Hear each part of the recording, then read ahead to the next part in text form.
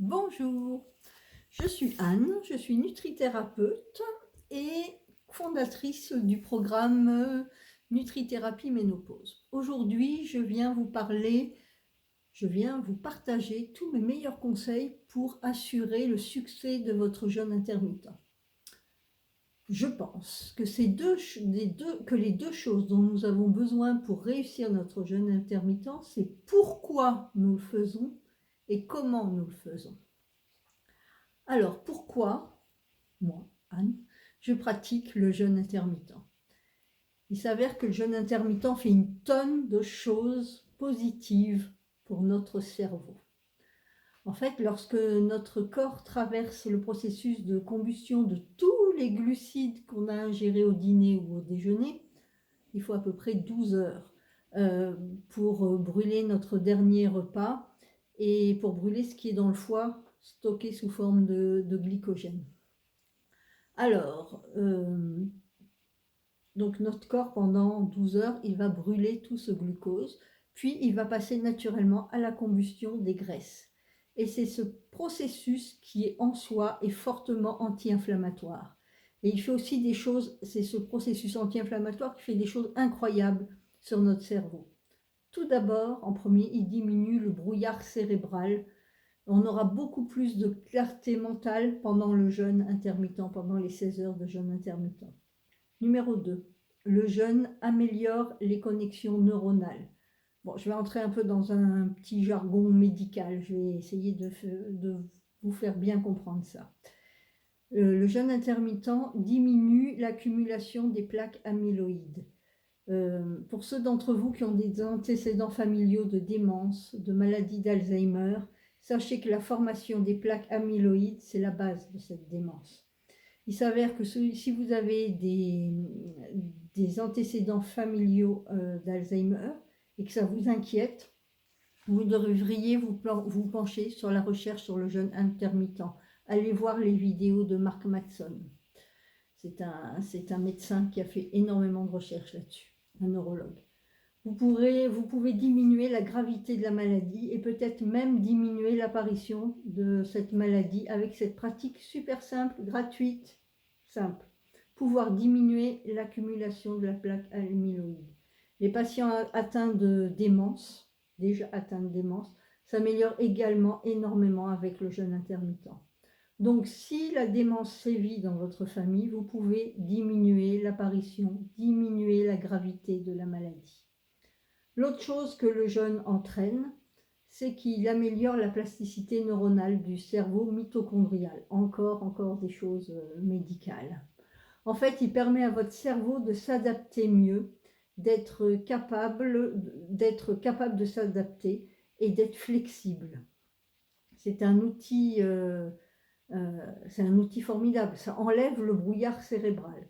Personnellement, moi, j'ai envie que mon cerveau fonctionne au maximum de ses capacités. Je ne sais pas vous, mais bon, moi, hein, et les gens autour de moi en général aussi. Donc, c'est une des choses que vous devriez savoir. Pourquoi le jeûne intermittent? Parce que j'améliore la santé de mon cerveau, parce que je réduis mon risque de démence, mon risque d'Alzheimer. La seconde chose que la pratique du jeûne intermittent fait sur notre corps, c'est qu'il réduit les niveaux d'inflammation. Les gens qui jeûnent régulièrement, quand ils font des prises de sang, on s'aperçoit que tous les marqueurs inflammatoires sont bas. Les cytokines sont basses. Qu'est-ce qu'il y a? Les hormones sont basses. Tous les marqueurs sont diminués. Bon, le jeûne intermittent, c'est aussi bon pour la perte de poids, mais c'est pas le but. La perte de poids n'est pas le but quand on fait le jeûne intermittent. Parce qu'en fait, dans votre fenêtre de 8 heures, vous pouvez manger autant et puis les mêmes choses que ce que vous mangiez avant, hein, les mêmes quantités, tout.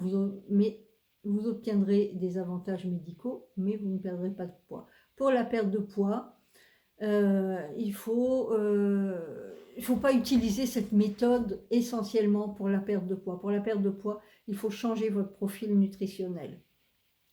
Bon, maintenant on va passer à la phase pratique. Comment faire? Tout le monde me le demande tout le temps. Comment tu fais? Moi, je pratique un jeûne de 16-8, c'est-à-dire que pendant 16 heures, je jeûne, pendant 8 heures, je mange.